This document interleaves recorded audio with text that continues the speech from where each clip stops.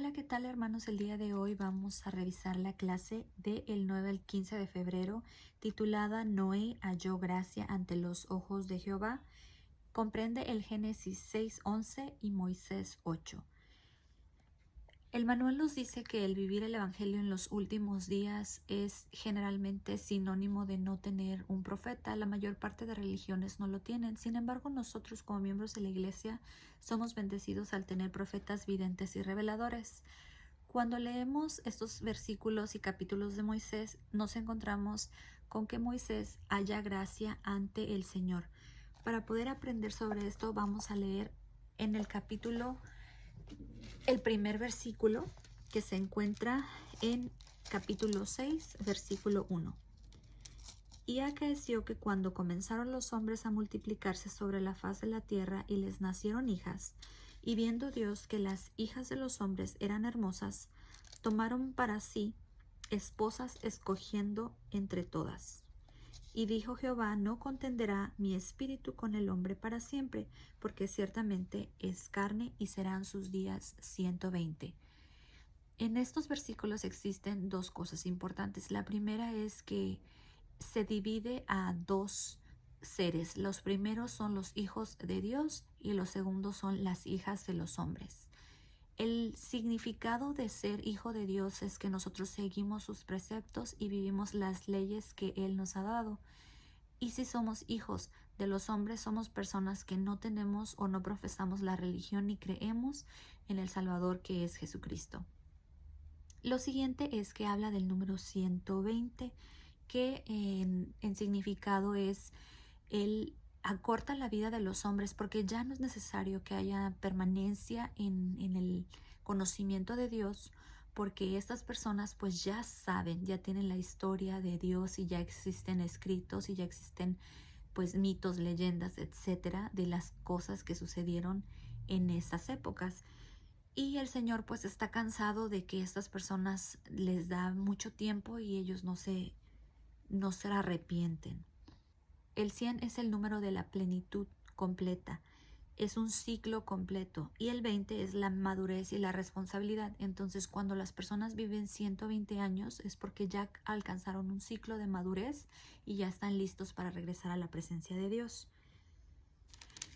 Otra cosa importante a recalcar es que dice que el Espíritu de Dios pues se va a cansar de luchar con la gente que es pecadora. Nosotros, hermanos, podemos ser buscados por el Señor, pero tarde o temprano Él se va a cansar de que nosotros lo hagamos. Entonces nos puede llegar la muerte o incluso ni siquiera el Evangelio en nuestras vidas cuando nosotros ya somos pecadores, porque ya no tenemos la salvación, porque Él ya lo sabe.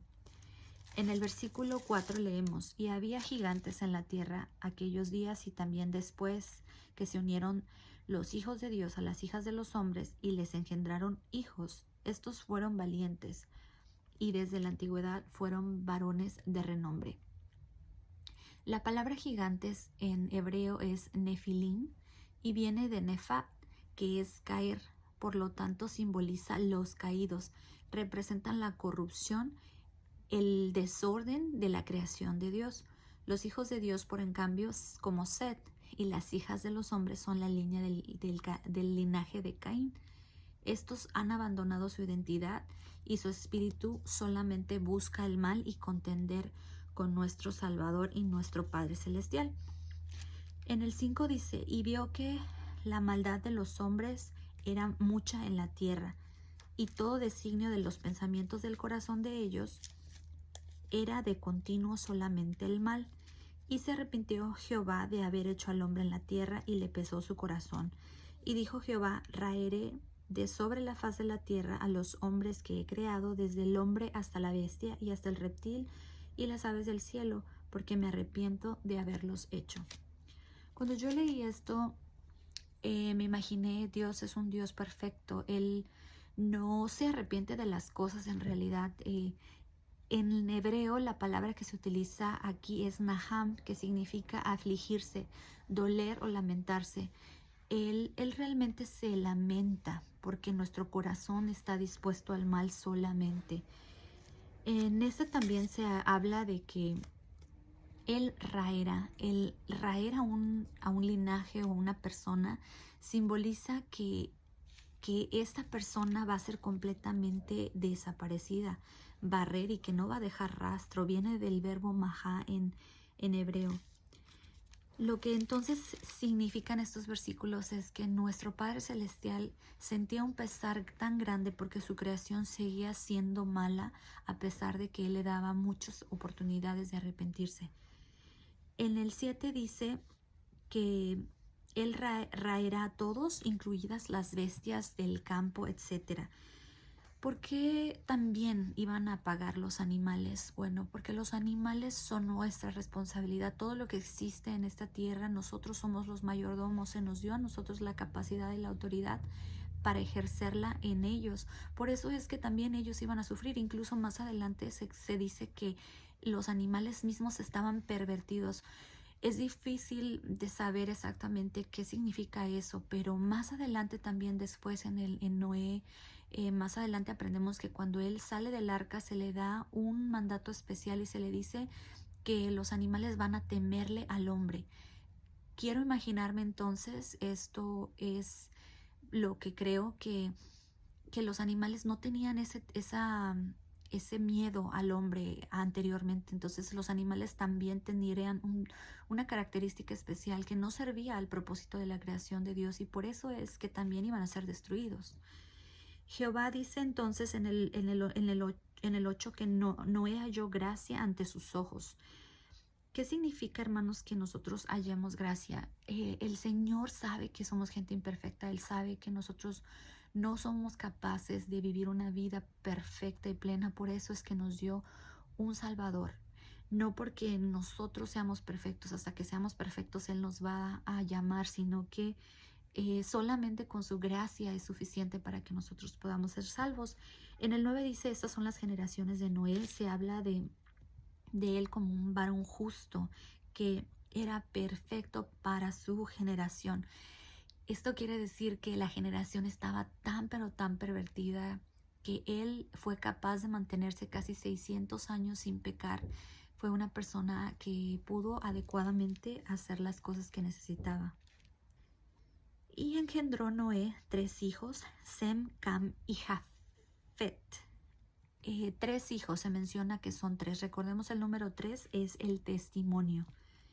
En el versículo 11 se dice, y se corrompió la tierra delante de Dios, estaba la tierra llena de violencia. Y miró Dios la tierra, y aquí estaba corrompida, porque toda carne había corrompido su camino sobre la tierra. Y dijo Dios a Noé, el fin de toda carne ha venido delante de mí, porque la tierra está llena de violencia a causa de ellos, y aquí yo los destruiré junto con la tierra. El propósito del ser humano se distorsionó. Como lo menciona aquí, la tierra estaba corrupta. El ser corrupto es jamás, esto es ser violento, y estaba la humanidad así. El humano fue el responsable de que la tierra fuera corrompida, y por ello todo lo que existía en esta tierra iba a pagar el precio también por nuestros pecados. Le comenta en el 14, hazte un arca de madera de gofer, harás aposentos en el arca y la calafearás con brea por dentro y por fuera. Importante, el arca fue hecha de madera. Le dice, haz el arca, y le dice también que le va a poner brea por fuera y por dentro. Esto significa el sellamiento. 2 cosas importantes. Primero, la madera. La madera viene de un árbol. Le especifica qué árbol es gofer. El árbol gofer en realidad no existe, por lo menos no que nosotros sepamos en la actualidad. No se sabe exactamente el tipo de madera con el que se fue creado el arca, pero sí se sabe que debió haber sido una madera fuerte y resistente, y además abundante en la región. Eso me llevó a pensar que quizá después del diluvio estos árboles incluso desaparecieron, porque ese fue su propósito, ¿no? El que estuvieran allí para hacer el arca de Noé. Se le pide entonces que se sellen con brea. Nosotros dentro de la iglesia de Jesucristo sabemos que existen sellamientos, y los sellamientos son la forma en la cual nosotros podemos llegar a la exaltación. Esto es un símbolo de que íbamos a poder ser salvos a través de esta arca. En el versículo 15 dice, y de esta manera harás de 300 codos de longitud del arca, de 50 codos su anchura y de 30 codos su altura. Y una ventana harás al arca y la acabarás a un codo de elevación por la parte de arriba, y pondrás la puerta del arca al lado, y harás piso bajo, segundo y tercero. El arca, hermanos, tenía 3 niveles. Esto simbolizaba Dios, Hijo, Espíritu Santo. En el primer nivel se podían encontrar los animales impuros. En el segundo nivel se encontraba Noé junto con los animales limpios y las aves que fueran limpias. Y en el tercer nivel existía la comida y existía una ventana específica. Esto también hace símbolo a los grados de gloria que existen en la exaltación. El entrar en el arca simboliza el entrar en la presencia de nuestro Señor en espacios, en orden y dirección. Al salir, ellos son reconocidos como nuevos seres. En el versículo 17 dice, aquí yo voy a enviar un diluvio de agua sobre la tierra para destruir toda carne en que haya espíritu de vida debajo del cielo, y todo lo que hay en la tierra morirá. Dice todo, no dice los animales nada más o la gente, dice todo. Fue una creación nueva lo que nuestro Señor hizo después de que esto sucedió. El arca en hebreo viene de la palabra teba. Teba no se utiliza en este libro onía, que es barco. ¿Por qué entonces, si era un barco, no se le llamó onía y se le llamó teba? Bueno, porque el arca fue un instrumento de salvación. Era un contenedor cerrado, estaba hecho específicamente a la manera del Señor. No fue casualidad, era como el nombre que se le conoce a la canasta de Moisés. Era un medio de salvación en el cual se les iba a prosperar y ellos iban a poder ser nuevos. Era como engendrarlos de nuevo a través de ese útero, de ese espacio específico donde ellos estaban adentro y esperaron hasta cierta cantidad de días para poder salir hasta que estaban preparados. En el versículo 17 dice, he aquí yo voy a enviar un diluvio. Habla del diluvio. Diluvio en hebreo es mabul, significa disolver o desordenar espiritualmente, y es físicamente la inmersión del mundo en un mikveh, que es una piscina o un ritual de purificación para la corrupción. Es a semejanza del bautismo. Entonces podríamos decir que el hecho de que hubiera un diluvio significa que el Señor estaba bautizando la tierra para poder ser salva. En el versículo 18 dice, mas estableceré mi convenio contigo y entrarás en la arca tú y tus hijos y tu esposa y las esposas de tus hijos contigo. Y de todo lo que vive, de toda carne, 2 de cada especie meteréis en el arca para que tengan vida contigo, macho y hembra serán. La continuidad según Dios esta continuidad humana es a través de la familia. Es en pareja, son 2 testigos que juntos se hacen uno con Dios. Ellos vendrían a Noé. Ellos no serían obligados, porque esta palabra vendrán, es un verbo activo. No solo es ir en una dirección, es reconocer hacia dónde iban, es saber que era algo intencional y que ellos decidían por sí mismos salvarse. Dice en el 20, de las aves según su especie, de las bestias según su especie, y de todo reptil, 2 de cada especie vendrán a ti para que tengan vida, y toma contigo de todo alimento que se come y almacénalo, y servirá para alimento para ti. Y así lo hizo Noé.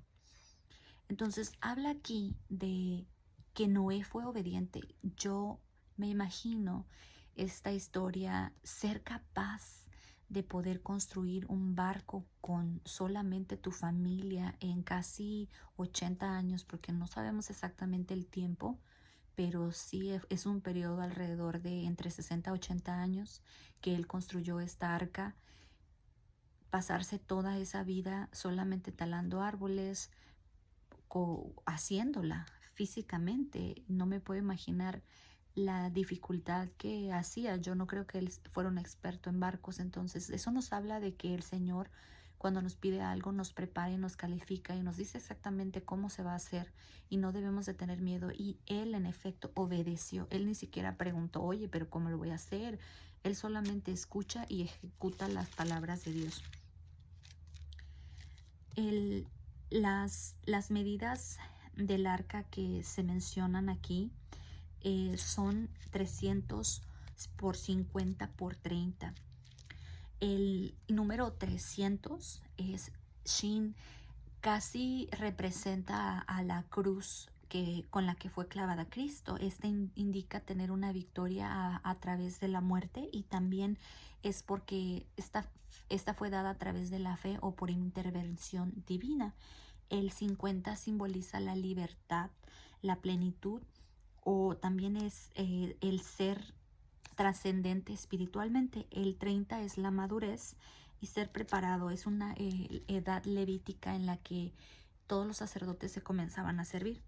Y también se le pide que haga una ventana. Esta ventana le permite ver el juicio sin tener que ser parte de él.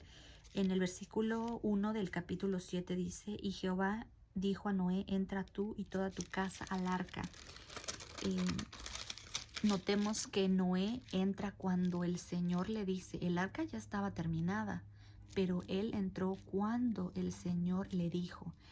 Y uno continúa: visto que tú eres justo delante de mí en esta generación. De todo animal limpio tomarás 7 parejas, macho y su hembra, mas de los animales que no son limpios, una pareja, macho y su hembra. También de las aves de los cielos 7 parejas. En el 4, porque pasados aún 7 días yo haré llover en la tierra 40 días y 40 noches, y a todo ser viviente que hice raeré sobre la faz de la tierra. E hizo Noé conforme a todo lo que le mandó Jehová, y era Noé de 600 años cuando el diluvio de las aguas vino sobre la tierra. Y entró Noé al arca con sus hijos y sus esposas y las esposas de sus hijos, por causa de las aguas del diluvio.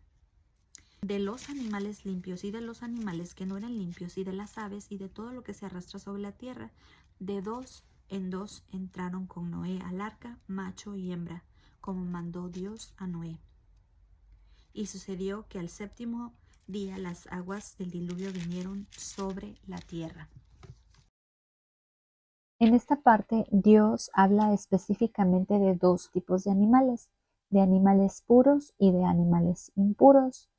Los animales puros generalmente son mamíferos que tenían pezuñas hendidas y que son los que tienen rumen, que es la capacidad de poder comer del pasto y poder procesarlo en la panza.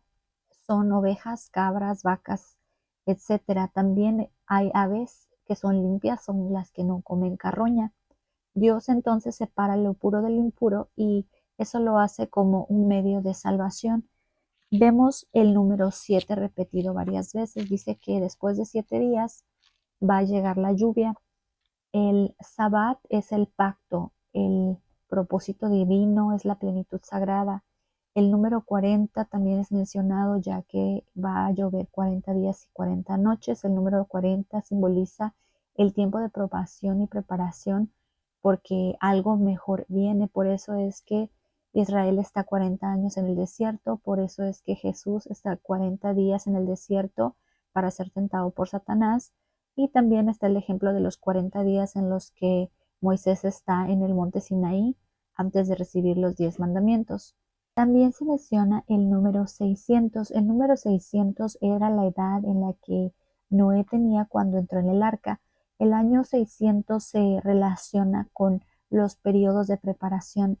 Tiene el número 6 como base, que es imperfección, y es el punto máximo de prueba en el que es capaz de ser limpiado de la corrupción.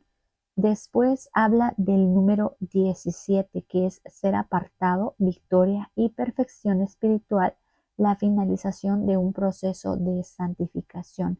También habla del número 150, que fueron los días que tardó el diluvio en que apareciera la tierra seca. Esta es la semejanza de la duración completa del clímax de un caos divino y que todo sucede hasta que Dios quiere. Me llama la atención que dice que de dos en dos entran los animales. Los animales eran animales salvajes, eran de diferentes tipos de animales. No puedo imaginarme cómo fue que ellos entraron a la arca de una forma ordenada, de forma de parejas, y que esta situación haya sido manejada por un hombre con sus tres hijos y sus esposas. Solamente estas cosas son realizadas a través de la divinidad. En el versículo 9, y sucedió que al séptimo día las aguas del diluvio vinieron sobre la tierra. El año 600 de la vida de Noé, el mes segundo, a los 17 días del mes, aquel día fueron rotas las fuentes del gran abismo y las compuertas de los cielos fueron abiertas. Hermanos, dice las compuertas, quiere decir que hubo muchísima agua, no fue solamente ahí una pringuita, fue muchísima agua, porque dice que fueron con puertas abiertas. Algunos de ustedes han visto cuando se abren las compuertas de una represa, cómo sale el agua, pues así era lo que se estaba explicando. Dice en el 12, y hubo lluvia sobre la tierra 40 días y 40 noches, y entonces ese mismo día entraron al arca Noé, Sem, Caf y Jafet, hijos de Noé, la esposa de Noé y tres esposas con él. Y en el 14 dice, ellos y todos los animales silvestres según sus especies, todos los animales domésticos según sus especies, y todo reptil que se arrastra, y toda ave según su especie, y todo pájaro de su especie alada, y vinieron a Noé al arca de dos en dos.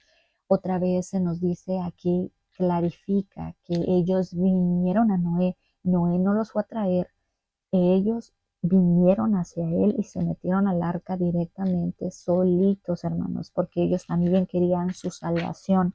En el 16 dice, y vinieron macho y hembra de toda carne, vinieron como le había mandado Dios, y Jehová cerró la puerta detrás de él. Hermanos, Jehová mismo cierra la puerta del arca. Este sello otra vez aparece.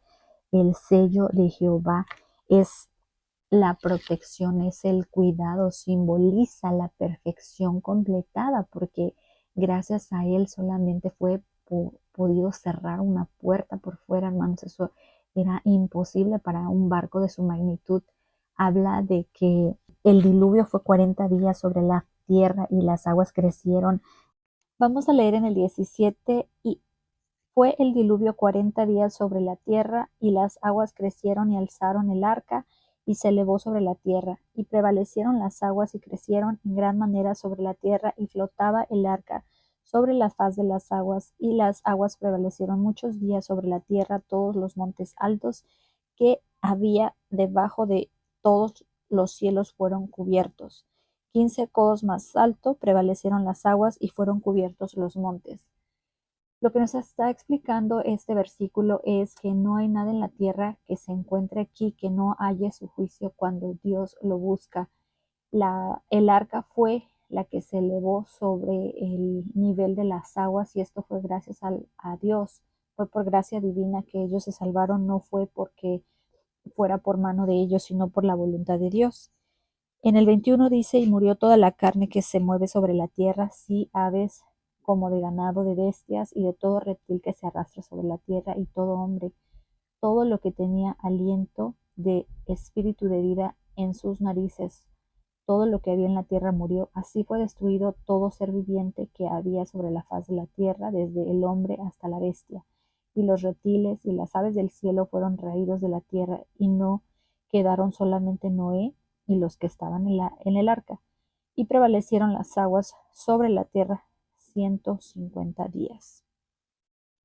El 150 es el número de la duración completa, explica el clímax es el caos que se vivió hasta que Dios quiso. Por eso es que fueron 150 días.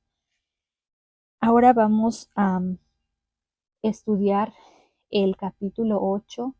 En el capítulo 8 cesa el diluvio. En el versículo dice, y se acordó Dios de Noé y de todos los animales y de todas las bestias que estaban con él en el arca, e hizo pasar Dios un viento sobre la tierra.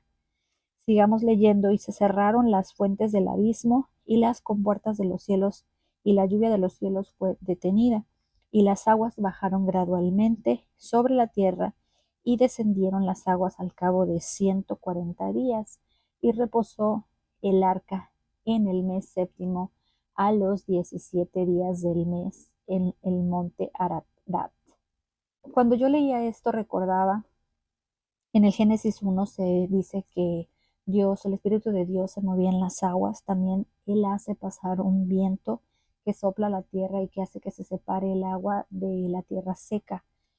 Este es una remembranza exacta de la creación, cuando comienza otra vez a crearse este nuevo mundo que ahora sería a través de Adán.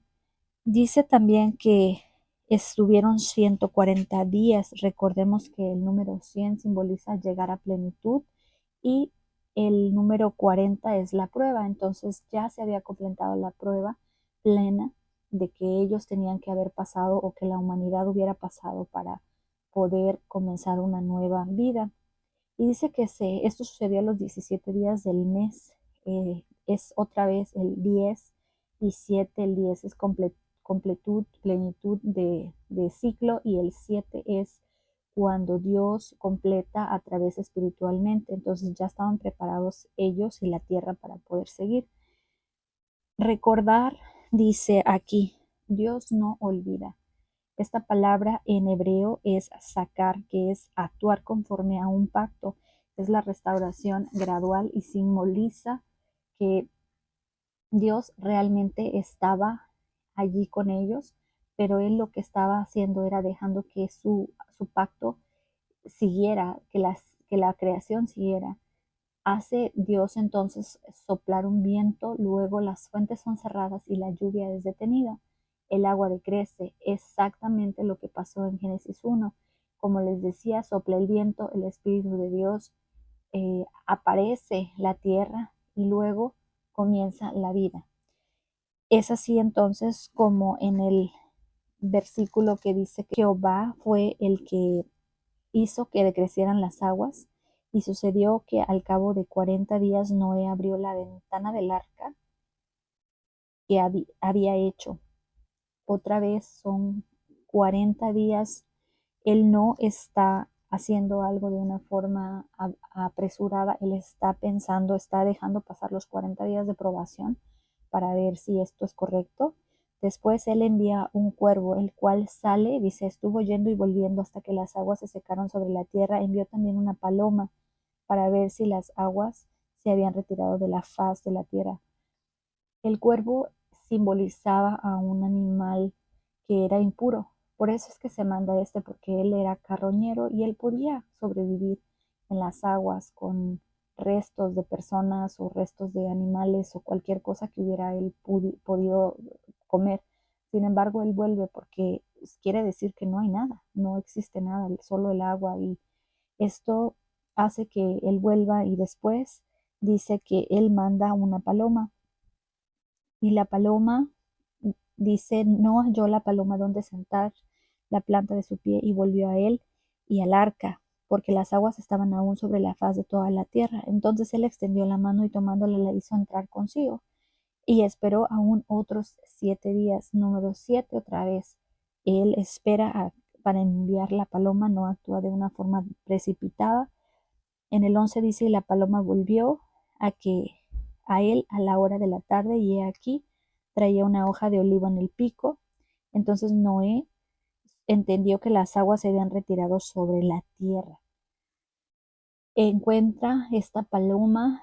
Recordemos que lo que sucedió aquí simboliza el bautismo de la tierra. cuando Jesús es bautizado por Juan, aparece una paloma la cual reposa sobre él. Dios sabe que su hijo va a morir en el monte de los olivos y es un árbol, otra vez la madera y otra vez el olivo en el que Cristo estuvo en ese monte y hizo el sacrificio expiatorio por nosotros y por nuestros pecados, donde derramó su sangre para que nosotros pudiéramos ser salvos. Aquí está otra vez esa promesa a través de este olivo que es el que primero aparece como historia. Y dice en el 12 que Moisés esperó otros 7 días y envió a la paloma, la cual ya no volvió más a él.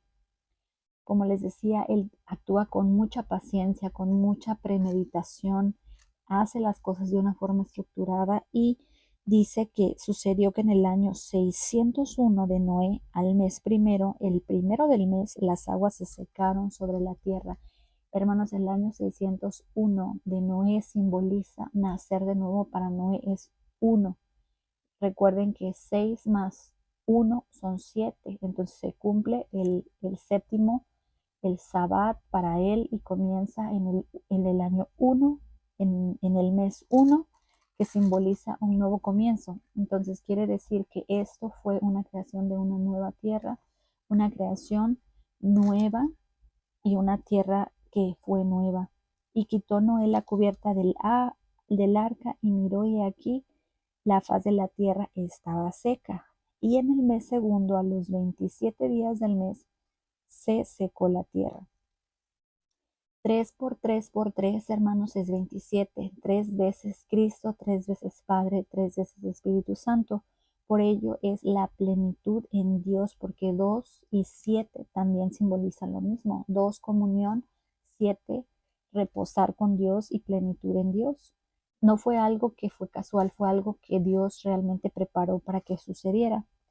Dice en el 15 que habló Noé diciendo, sal. Dios habló a Noé diciendo, sal del arca tú y tu esposa y tus hijos y las esposas de tus hijos contigo. Todos los animales que están contigo, toda la carne, todas las aves y las bestias y todo reptil que arrastra sobre la tierra, sacarás contigo. Vayan por la tierra, fructifiquen y multiplíquense sobre la tierra. Ya sabía que no había ningún temor, ya sabía que la tierra estaba seca, él ya pudo haber notado con sus ojos. Sin embargo, él espera a que Dios le dé el mandamiento de salir del arca, y Dios le manda que salga con sus familiares y sus animales que tenía, y también le dice el mandamiento, comparación con Génesis 1, fructificaos y multiplicaos después de que la tierra ya fue hecha, ya que ya el hombre estaba en la tierra en el sexto día, se les da ese mismo mandamiento. Entonces salió Noé y sus hijos y su esposa y las esposas de sus hijos con él, todos los animales y todo reptil y toda ave que se mueve sobre la tierra según sus especies, salieron del arca. Y edificó Noé un altar a Jehová y tomó de todo animal limpio y toda ave limpia y ofreció un holocausto en el altar. Y percibió Jehová olor grato y dijo Jehová en su corazón, no volveré más a maldecir la tierra a causa del hombre, porque la intención del corazón del hombre es mala desde su juventud, ni volveré más a destruir a todo ser viviente como lo he hecho. Mientras permanezca la tierra, la siembra y la siega, y el frío y el calor y el verano y el invierno y el día y la noche no cesarán. Estos versículos nos enseñan que después de la prueba lo que tenemos que hacer primero es ofrecer a Dios sacrificios y ofrecer una oración de gratitud a Él para que Él sepa que nosotros estamos agradecidos. Y Él toma de los animales limpios una razón más por la que se pidieran 7 parejas de animales limpios de aves para que fueran sacrificados en los holocaustos. Y dice que Jehová percibe un olor grato, quiere decir que Él está muy feliz porque sin que Él se lo pidiera, voluntariamente se ofreció un sacrificio a Él. Después, Él menciona que nunca va a volver a destruir la tierra a causa de nosotros los humanos, porque Él sabe y reconoce que nosotros somos imperfectos, que nosotros desde nuestra niñez, desde nuestra juventud, ya elegimos el pecado antes que Él. Y la otra promesa es que dice que mientras permanezca la tierra, va a estar también la siembra, la siega y van a estar las estaciones del año. Son promesas muy bonitas para que nosotros no olvidemos su compasión y su amor por nosotros.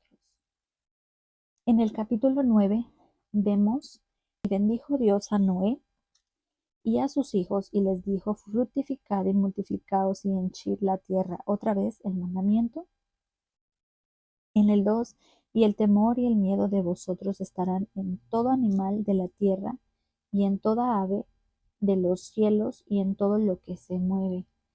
Lo que mencionaba antes, antes de que fuera lo de Sodoma y Gomorra, había un problema en cuanto a los animales, no sabemos qué fue, pero sí sabemos que en este momento se les da como una parte importante a los animales, que ellos van a temernos y nosotros a ellos. Entonces se pone una enemistad entre los animales y nosotros.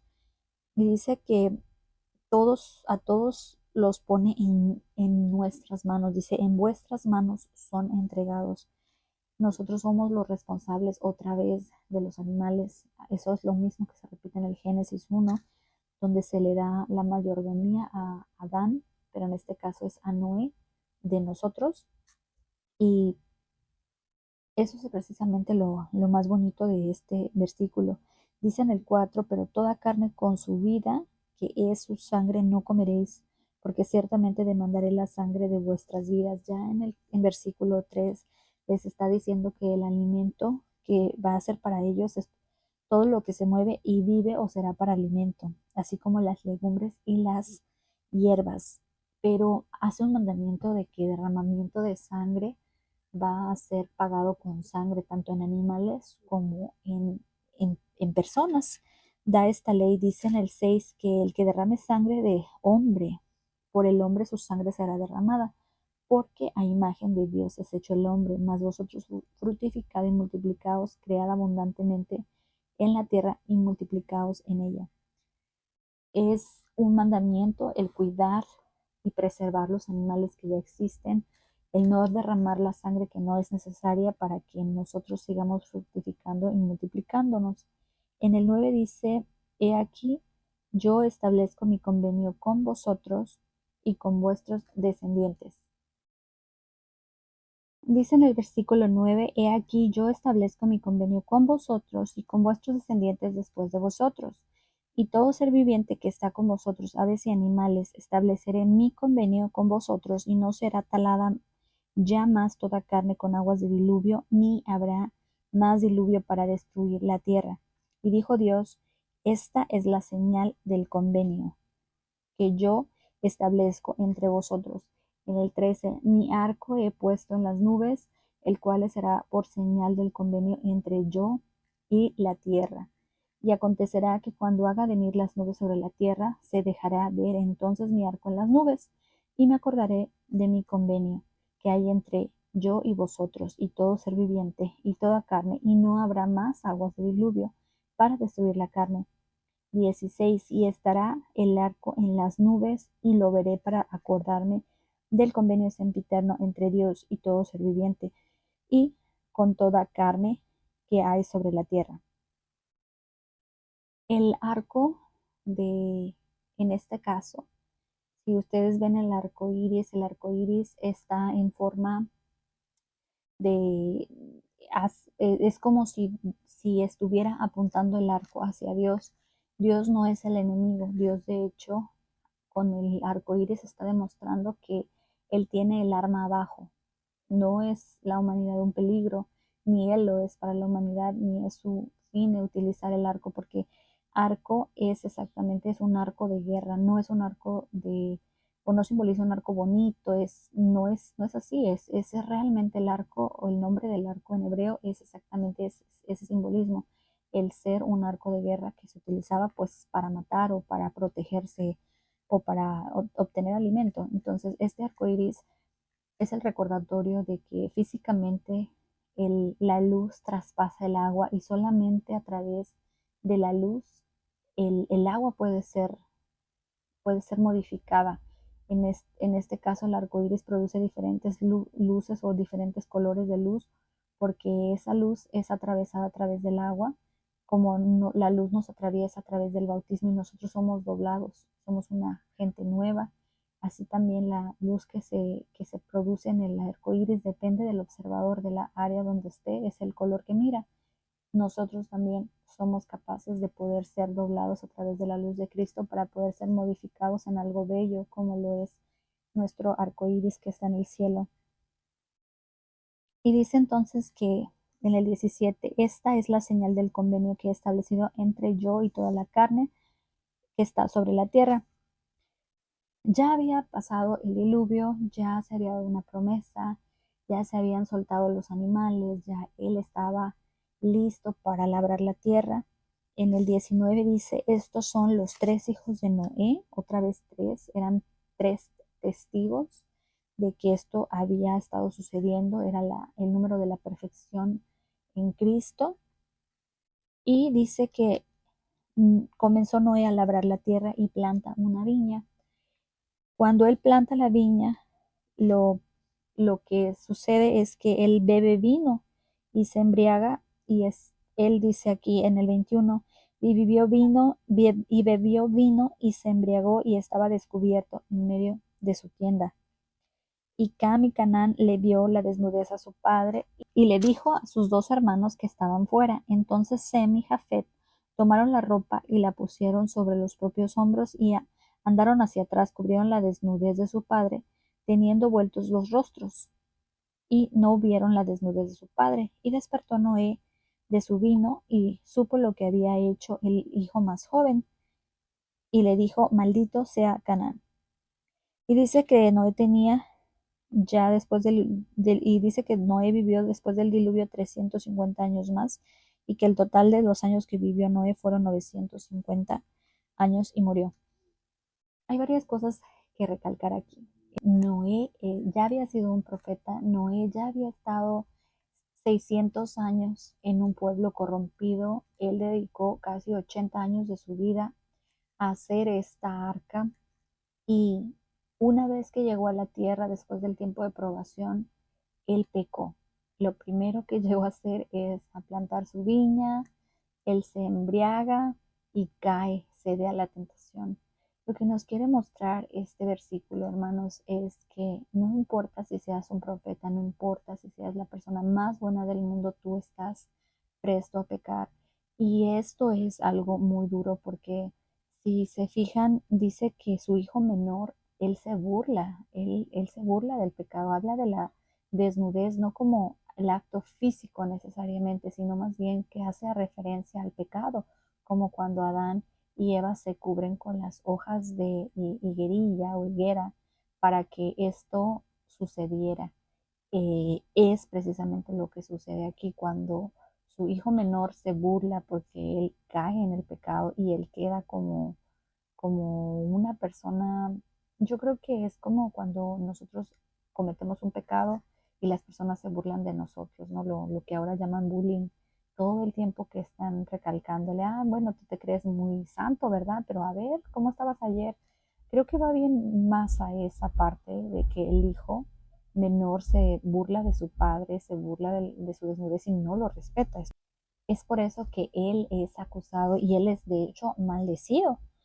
En el versículo 10 habla de toda la progenie de Noé, habla en especial en el versículo 5, me gustaría hacer ilusión a las islas de la gente de las tierras de las islas, según su lengua, porque ellos fueron los descendientes de nosotros que somos los gentiles. Entonces vamos a comenzar en el capítulo 10, versículo 8. Y Cus engendró a Nimrón, este comenzó a ser poderoso en la tierra. No habla de la justicia, sino habla del poder. Él dice poderoso. En el 9 dice, este fue poderoso cazador delante de Jehová. No dice que él fue bueno, no dice que él fue un profeta, no dice que él era una persona digna de respeto. Lo que dice aquí es que él era poderoso. Esto quiere decir que él realmente no estaba con Dios, él no caminaba con Dios y era respetado por los hombres, quiere decir que era famoso, que tenía ya o quizá un poder que era sobre la gente. Nimrod entonces era un cazador, era además una persona que sometía a los pueblos, los conquistaba.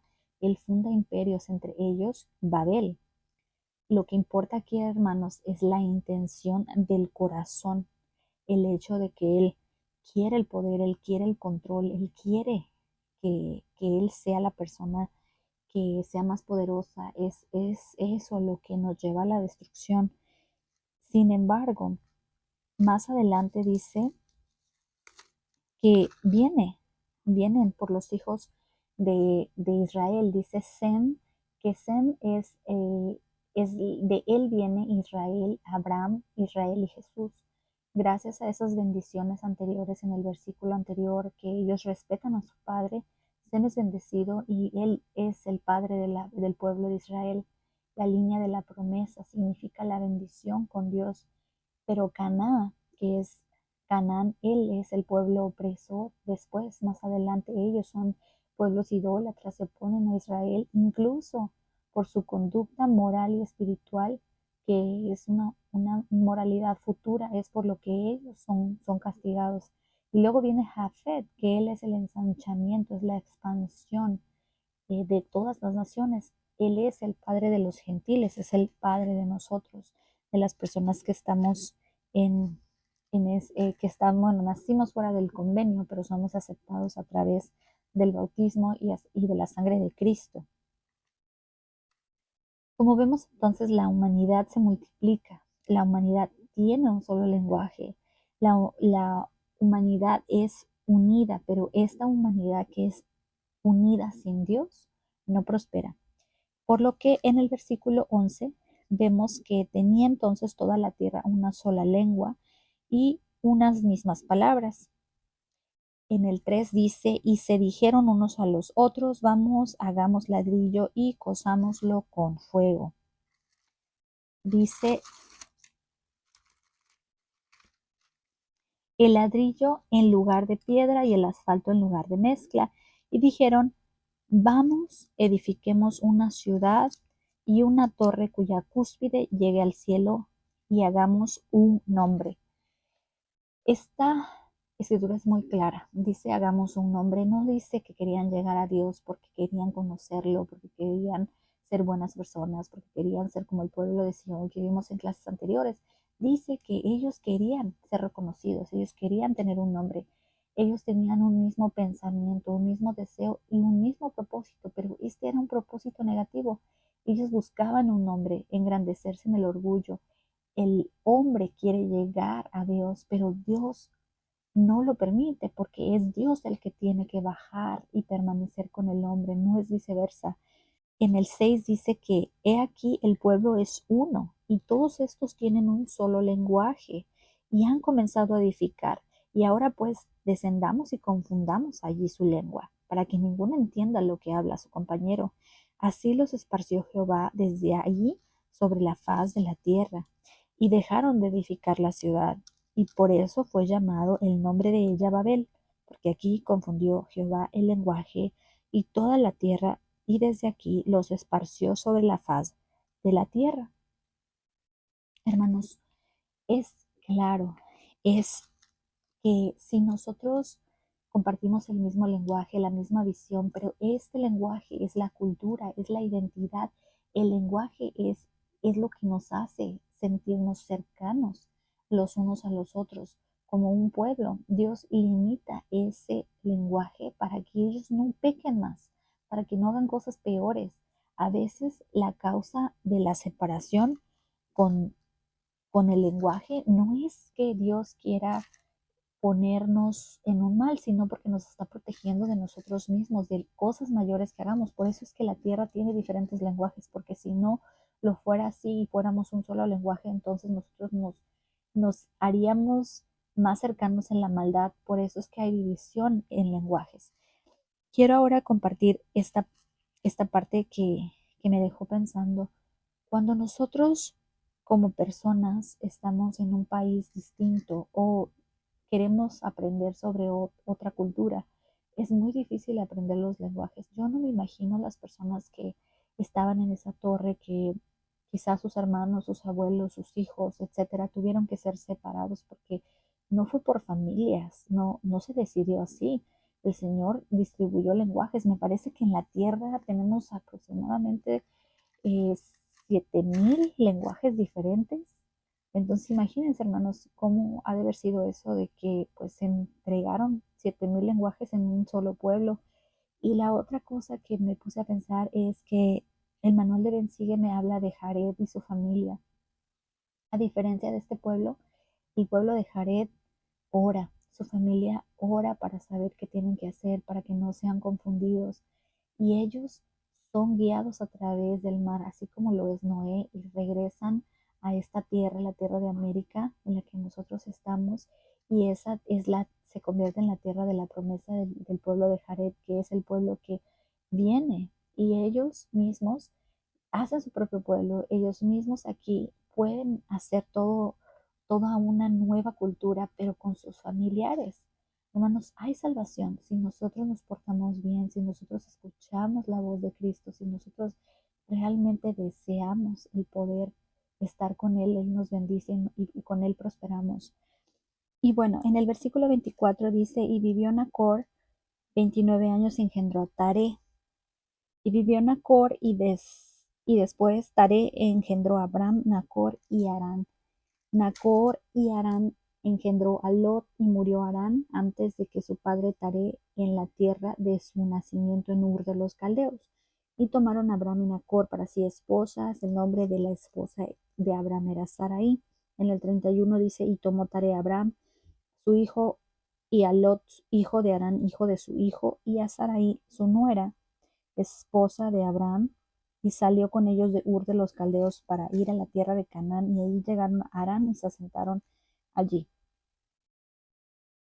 Dios entonces le dice que, le dice o nos da esta historia porque Él quiere que sepamos de dónde viene Noé, de dónde viene Abraham, y que realmente se cumple la promesa que le hace a Adán de que a través de su hijo es este Taré que, se, que es de la línea de Set, se entrega el convenio abrámico aquí.